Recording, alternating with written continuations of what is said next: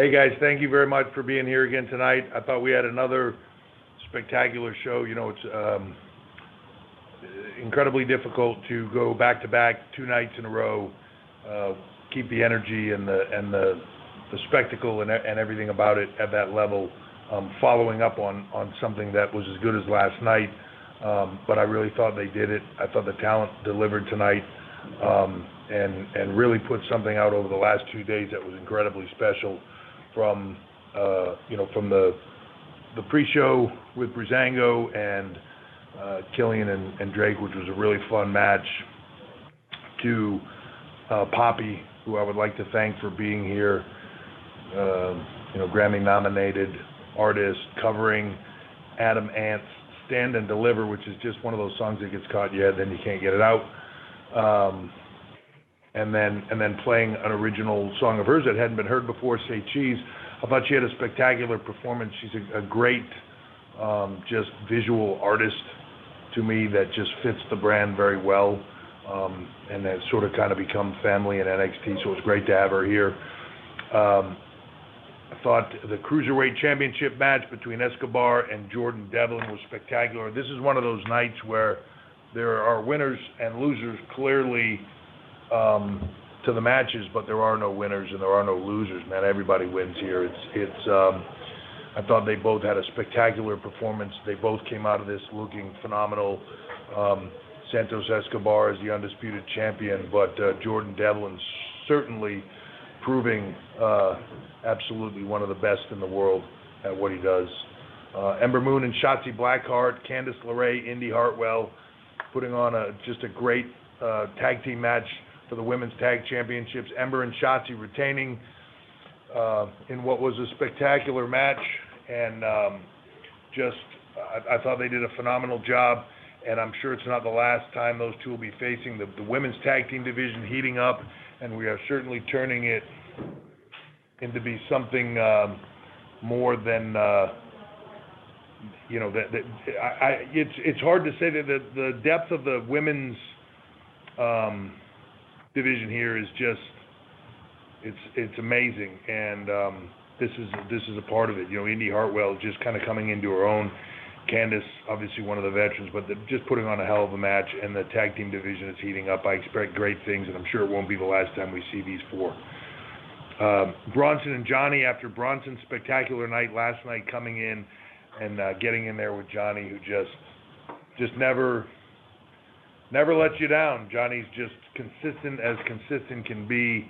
Johnny TakeOver, putting on a master class with Bronson Reed, retaining the North American title. Finn and Karrion Kross, Kross having an unbelievable setback, really, when you break it down. You come into a place and you get everything, man, everything is going your way, and it just, it's all there for you, and in the blink of an eye, it just all goes away. But to put that aside, grind, get it all back, like he did, and I mean that on the reality side of what we do and the show side of what we do is just a phenomenal feat. And then Finn Balor, I'll say it time and time again, is reinventing yourself, recreating yourself is not an easy task. And what he has done here in NXT and will continue to do here in NXT is just truly remarkable. Spectacular match. And then Kyle and Adam, just masterclass in storytelling to me. Phenomenal. Both guys just beat the tar out of each other. We put them both in ambulances at the end just to check everybody out, make sure everybody was good. They've all checked out fine. I just got a phone call a few minutes ago. Everybody is good. Everybody is healthy. No injuries as of right now. So everything's solid. But with that, I'm going to mention one more thing before I open it up to questions, and that really just is, I want to mention Brian James, Road Dogg. He's been home last few days. He is recovering, but he's healthy, and he's good, and recovering at home. We had him set up, so he was on headset over the last 2 days, and kind of being involved and stuff. And as he gets his strength back and everything feeling good, he'll be back at it and back to being the road dog in no time. So we just wanted I just wanted to give a shout out to him, and we greatly miss him here, and he'll be back soon enough, but he's doing well. So with that, I'm going to open it up to questions. Right now it's just me. Sean stepped out of the room for a second, but he'll be right back in. We still have a little bit of things going on here, so I'll open up to questions. Thank you. All right, folks, usual rules. One question per hour, please. Thank you. If you would like to signal with questions, please press *1 on your touch-tone telephone. If you're joining us today using a speakerphone, please make sure mute function is turned off to allow your signal to reach our equipment. Again, that is *1 if you would like to ask questions. Our first question will come from Michael Morales-Torres with Luca Libra Online. Gentlemen, good evening. How are you doing? Thank you. I'm doing very good. How are you? Everything good here in Puerto Rico, Paul. First of all, congratulations on such an amazing show. You guys killed it again. My question is regarding Adam Cole. We saw an incredible masterpiece, as you mentioned, from him and Kyle O'Reilly. Kyle got the victory, which, in my opinion, was a great decision. But where does this, leave Adam Cole? Like, is he getting a call from Raw or SmackDown? Is he staying on NXT? What's Adam Cole's future with NXT? I would advise you to watch on Tuesday. I don't know if you've heard or not, but this Tuesday we start on USA. It's our new night, and it'll be spectacular. So I think all things will be revealed then. But it's just a funny thing. I tell you, you drop a fall around here, man, and just people start right you up whether you like it or not. Yeah, one loss, you're out. Crickets. I think it's a funny thing when you succeed here and you do really well here for a fairly long period of time. There are moments in time where you're telling stories, and then something definitive happens like tonight, and people think that's the end of it. Certainly, that's the end of the book. That's the end of the chapter. That's the move on. There's not that case at all. If that were the case, then half this roster would be leaving tonight. And it's not the case at all. It's a chapter in the story. It's a chapter in the saga that they're telling, and Kyle O'Reilly proving himself against the man that said he was the leader of the Undisputed Era and was just dragging them all along and were just his lackeys, proving not so much of a lackey anymore. But if I'm Adam Cole, I can't imagine that sits very well with him. So I would imagine that is not the end of the story. Yeah, and this is right. This is taking Kyle O'Reilly to the next level. I think everybody would agree that Adam Cole has certainly been in the top level for over a year here now. And I think now Kyle O'Reilly has put himself on that same level as Adam Cole. I can't see that stopping now. No. Thank you very much. Wishing you success on WrestleMania and this next Tuesday on NXT. Thank you. So much. And our next question will come from Connor Casey with comicbook.com. Hey, Connor. Hey, Hunter. Thanks for doing this. You mentioned the challenges of putting on a two-night show like this. Can we expect a two-night takeover to be something that starts happening once a year, or do you prefer going back to just having these on one night? I don't really know. I mean, even WrestleMania last year, WrestleMania this year being two nights, TakeOver being two nights this year, it sort of came into the right timing and the right position of where we needed to be with it and be able to deliver the way we wanted to. But it's hard, it's hard to tell what's going to be next month in this pandemic world and with everything else going on. As things open back up, we'll have to see what next year brings. Next year, WrestleMania, as we move into Dallas and we see how that goes. Is that a one-night event, a two-night event? If it's a one-night event, or do we move back to the Saturday and make that something spectacular? Do we move into the two-night slot someplace else? I'm not really sure. Time will tell, but that's the great thing about what we do. We can be nimble and move into what we want it to be when the time comes. And we'll try to make the best decision for the WWE Universe and for our fans everywhere. Pretty proud of the fact that we could have 2 nights and 2 strong cards. Yeah. Which is pretty impressive for the brand that started, a year and a half ago? Yeah, I mean on live TV. in that manner, and Yeah. 2 hours live TV. Yeah, to have a brand strong enough that you could put on this level of show, start to finish, main events, 2 nights, multiple matches that could have been main events 2 nights in a row, multiple shows that could have stood on their own as a takeover. Last night could have stood on its own as a takeover, period. It absolutely did. Tonight, same thing. The cards were deep and thick, and it wasn't everybody. So, that's a statement in and of itself. So we'll see where it goes, though, in the future. Awesome. Well, thanks for another great show. Thanks, Connor. And our next question will come from John Alba with Spectrum News 13. Gentlemen, thank you very much for your time. As always, great show tonight. The build to the main event on television and presentation was really, really strong, and you had the security guards out there ahead of time. And I noticed from watching that a lot of those people that were among that security staff were part of that big new NXT class you guys brought in, which a lot of people have spoken pretty highly about. And since you guys have worked so closely with those individuals, I was wondering if any in particular have really stood out in the early goings here during their time at the PC. Yeah, a lot of those guys are moonlighting now at a security company next door, and we're using them as security on a fairly regular basis. Look, if you're going to have 6 foot, 260-pound guys standing around, you got to use them for security. Boy, a lot of them.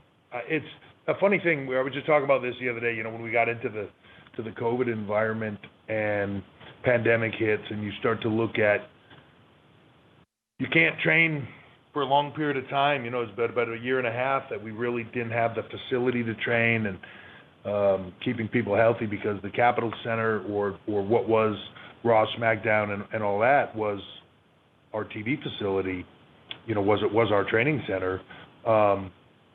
And we lost all that. Just recently, we've been able to start that again, and be able to start training on a large basis. But when you started to look at that from a year and a half ago, there were moments where you were going like, "Oof, man, there's some talent." But when you start to get into you constantly want to have the veterans and the people that are TV ready, and then almost TV ready, and then not quite TV ready, and then people that are just getting started. Maybe they just stepping in the ring for the first time. And so that you're constantly building that upwards trajectory. And when you started to look at the bottom of it, it was pretty thin. But that was mostly because COVID prevented us from bringing people in. So they were in the pipeline to come in here, and we couldn't bring them in. And then all of a sudden they came in all at once. And when you start looking at some of the athletes that are walking in the door here, it's impressive. It's impressive, and I can tell you, watching them train, there are certain athletes that come in here where you're just like jaw-dropping, first few times they get in there, and sometimes they're jaw-dropping athletes and they don't bring the charisma level, or they don't bring the other things, and that's stuff that you have to work on, or vice versa. This crop, I can tell you right now, they're all full of personality, they're all got massive amounts of charisma, and they're all just like crazy athletes, and I'm talking about men and women. So I went from a few months ago of being like, say the last 2 months. Yeah.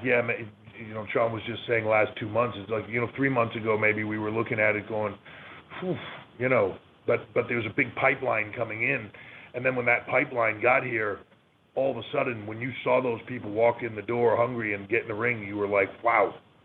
Okay, yeah, future's bright. We're good. It's been impressive. I don't know that I've seen a more impressive starting group in a long period of time than what's in here right now. And hungry. Great. Thank you, gentlemen. Appreciate it. And our next question will come from Jason Powell with Pro Wrestling Net. Hey, guys. My question is for Sean. Your ups and downs have been well chronicled over the years. How would a 20-something Sean have handled life at the Performance Center? Were you just too much of a free spirit, or do you think that the way things that you guys do there might have actually been just what you needed at that point in your life? Yeah, you know what? It's funny. I've been asked that before, and I do. I don't know. I think me at that age, the structure would have helped me a great deal. Especially, again, I don't know. Again, we got people, and given my past and everything else, we talk very real with everybody. And that is something that I think would have helped. So I think I appreciate the question, because it's something I've thought about before.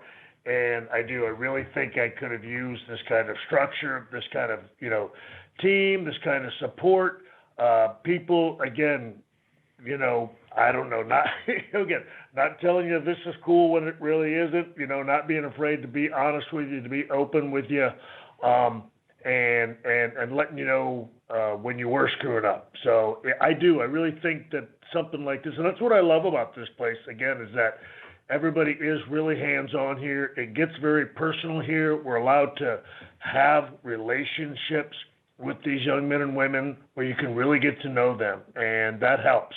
It helps a great deal. And it's certainly for somebody like me, who I've always said when I did this job, it wasn't just business to me. It was very personal to me, because it's had two loves in my life, wrestling and the woman I'm still married to. And again, it's one of those things that I think it would have really helped to have people be open and honest and support you as we do here. So I think it's a fantastic question. I hope I answered it okay for you. You did. Thank you for the time. I would say this, knowing Sean, you hear it a lot, and Vince takes a lot of unnecessary criticisms for a lot of things, but you hear a lot, especially from the older talent that were in that period of time that Sean is talking about, where you'll hear Vince talk to you almost like a father figure to a lot of people that didn't have that in their lives. And the reason is because there were two things that he did. One, he told you, I believe in you. And two, he told you stuff straight. He didn't mince words. He didn't anything. And sometimes you might have hated him for it in the moment, but he was probably the closest thing to most guys had to a dad. He told them the truth, whether they wanted to hear it or not. He set them straight when they needed to, and he was a strong hand with them, but he believed in them, and he let them struggle and fail and succeed and all those things. But he did it in a way that you hear it all the time. He was a father figure to me. I think there's so much of that here.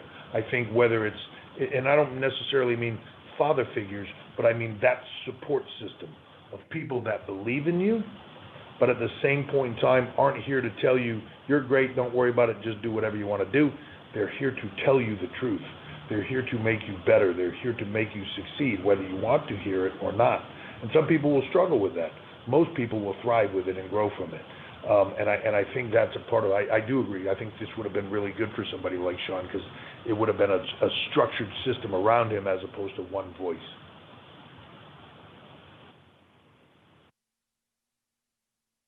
And our next question will come from Sean Ross Sapp with Fightful. Hey, Sean. Hey, guys, we got news that Walter got back the stolen UK title earlier this month, and that you guys actually sent the person who recovered it a signed belt, which was very nice of you guys. Is WWE going to take any action about this? And have you guys ever personally experienced anything like this throughout your career? Because it's quite a wild situation. Walter is chopping people at this moment in time all across the UK, trying to find who stole that title. So there's a lot of red bloody chests in Europe right now. When he finds out who did it, oh boy. No, that was pretty cool. I mean, it was actually a pretty cool story to hear. And and again, it's funny because Walter he mentioned it the other day, and he was talking about it, how cool he thought it was, and that, of course, they signed it. But I think I don't know if they sent him the actual one that he lost, because they made a new one. Well, I think what they did is they got the one that was stolen back, and then they made one with I think it had different plates on it or something, maybe customized. To be honest, I didn't really look at it that closely, but Walter asked me to sign it, which is part of the deal of sending it to the guy. Yeah. So I'm not sure. I'm not sure exactly how the exact story went, but yeah, like Sean said, pretty cool story that they were able to recover that. And I'm saying I never had mine stolen, but like back in the day, that's why all the guys they carried the title. We all had the little Halliburtons, and that back then you could check them through the machine at the airport, so you always carried it on you most of the time. And I don't think I ever lost. I never lost one, which is pretty amazing. It's incredible. Considering the source. Yeah. I think Flair lost them every other week. I think so. Yeah. That and watch. Yeah. Thank you all. Thanks, Sean. Thank you. Our next question will come from Gary Cassidy with Inside the Ropes. Hey, Gary. Hi, Paul. Hi, Sean. Congratulations on a fantastic second night. I actually wanted to ask a little bit about someone we've seen on both nights, and Pete Dunne. He obviously looks like he's set for a big future inside the ring in NXT, but I know he's been doing a fair bit of backstage and production work in NXT UK. Is that something he's been doing in the States? And is there any other active NXT stars doing that, or that you've got your eye on to do that in the future? Yeah, so, it's a funny thing in that backstage production work is not necessarily for everybody, right? There are certain people, I don't know, it's something for me that when I very first started, and I was always fascinated with that other side of it. I think there are certain people that gravitate towards that, and then there are certain people that have zero interest in that whatsoever. For me, the ones that have interest in it, like Pete, he's just a sponge, man. He will dig into every single aspect of this business and engage in it in every single way you allow him to. Like, he's just incredible. And to be honest, especially at such a young age, just has an incredible mind for it. But, we've had, Johnny Gargano produces matches sometimes, especially with the younger guys for other shows. And when we were on the live tours doing what they would call the coconut shows in Florida, a lot of those talent, Johnny, Ciampa, Candice has done it before.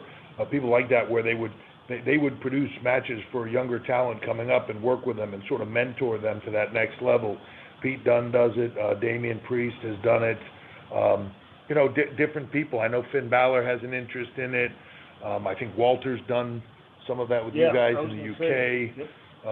So, anytime you can do that, I think it's no different than being an actor and then, dabbling and directing a little. It just makes you think about it from the other side of the camera a bit differently, and then it makes you a better performer because of it. Do you agree? Yeah, exactly. So, because we've had a number of guys who have just asked, and the people who show interest in it, we give it a whirl that we're just, they want to listen on the headsets, and it does. It helps them. Every one of them's commented that it gives them a little bit of a better understanding from a performance standpoint of how they can accentuate, everything that it is that they're doing. And clearly, when, we were in the UK, Pete was one of the people that showed interest in that. Lately, Walter has as well. And we're always more than happy to certainly, give them the opportunity to do that. And, of course, Pete did a phenomenal job. And then, of course, we were beginning to transition him over here.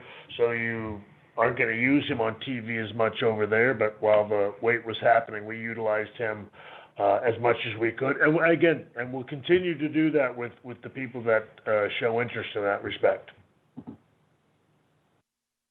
Brilliant. Thank you so much, guys. Can't wait for Tuesday. Thank you. And our next question will come from Alex McCarthy with Talk Sport. Hey, Alex. Hey, guys. Great show tonight. Congratulations. I wanted to touch upon NXT UK. Of course, we had Prelude tonight, but also there was a steady influence across the two nights as well, with Walter, in my opinion, having the match of the week thus far. But I think we all want an NXT UK takeover at some point, given that the first 3 shows of those were amazing. And I know the circumstances have put us where we are now. June 20th is where I believe NXT UK TakeOver Dublin was set. I don't know. I assume it will be a case-by-case basis nearer to the time. But for the second half of this year, June 21st, I think in England things open up. Are you guys hoping to cram in 2, 3? How many takeovers perhaps that side of the year? And if you can't, what are the plans to move forward? Yeah, look, we obviously would love to do that. It comes down to a few factors, not just can we get some fans into arenas. It's just from a production standpoint. We're bringing in talent from all over, so the travel has to open up. We have to be able to have fans in. We have to be able to bring production people around. We have to be able to get some people from here over to there, to be able to do the shows. But absolutely, I know Sean feels this way, and I'll let him speak on it. But for me, there's not much more fun events we do than going over there, whether it be Blackpool or London or any of that. And we were looking to hope to be able to get to Ireland and to Scotland and everywhere in between. But the world sort of shut that down for a minute. As soon as we can get back there, we absolutely will. I can't wait to get over there. If I could go over there tomorrow and figure out a way to run a show, we certainly will. So. Yeah, no, exactly. And that's the thing, we've had that date there for a while. Clearly, we're hoping for the best, but yeah, we're just so subject to, a lot of the restrictions and the way the world is right now, and it would be very tough. We're doing a great job of being able to, do our regular show, BT Studios. The partnership with them has been great, but we've been able to do that with half of us over here. And I wouldn't imagine we would want to be able to, we would want to do a takeover without us physically being able to be over there with all the production, aspects at our disposal. And so obviously, yeah, we have to wait. Just like we said last night, man, when the world begins to work with us, we're going to be thrilled to get back to business. Yeah. And I've heard all about imagine. Sorry, I was going to say, I've heard all about the voice. Go ahead. No, I said, sorry, we just heard all about the voice of God, Shawn Michaels, during the remote production. Yeah, well, the voice of God might be a little bit rough, but it is. Look, it's amazing with the technology. We're thrilled about just even the hands-on experience we've gotten to have with the UK brand over there. But I love going over there. I love being over. There's nothing better than being over there physically with the talent. And again, as I referenced in one of the calls earlier, there's a relationship there. I absolutely love, the men and women that we work with over there. That's the brand that I've got to see from the ground up and working hand in hand with them from the very beginning. And it's been fantastic to bring it back to BT.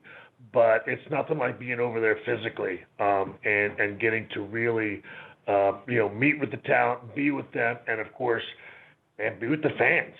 Y'all are some of the best over there, man. And it is. We miss you guys very much, and we can't wait to get people back in the building and, like I said, get back to business.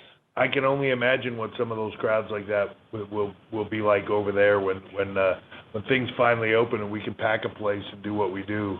I want to be there for those because they're going to be off the chart as far as loud and everything else. So. Awesome. Thank you very much, guys. NXT UK has been amazing since we came back. Thank you. All right, folks, we'll do one more and we'll call it a night. Our next question will come from Nick Houseman with Wrestling Inc. Hi, Nick. Hi, guys. Thanks so much for taking the time tonight. I'll keep it kind of brief. Gable Steveson was shown in the crowd at TakeOver. What's his status with WWE? Is he Olympic bound and WWE bound? Is he already under a contract with WWE? What's going on with Gable? The Gable came here tonight, enjoyed the show as a guest, had his dad with him. He just won NCAA championships and the national championships, and just obviously qualified for the Olympics, and that is a big task at hand. So a huge fan of what we do. We've been talking for a long time, and you want to come out here, reached out, want to come out, see TakeOver, see WrestleMania, and we'll see where it goes. I would hate to say to a guy who's a junior in college, let's make some decisions in the moment while you're trying to get ready for the Olympics. Let's focus on one wonderful thing at a time. He's got a bright future in anything that he decides to do, but he's a massive fan of what we do, and I am a massive fan, as we all are, of what he can bring to the table here. And if he does make the decision to come here and want to become a WWE superstar, man, I have no doubt he will do it in record time, and be amazing at it. Cool. All right. Thank you so much, guys. Great show tonight. Thank you. All right, guys. Wrap up conference call. I'll turn things back over to Paul to wrap things up.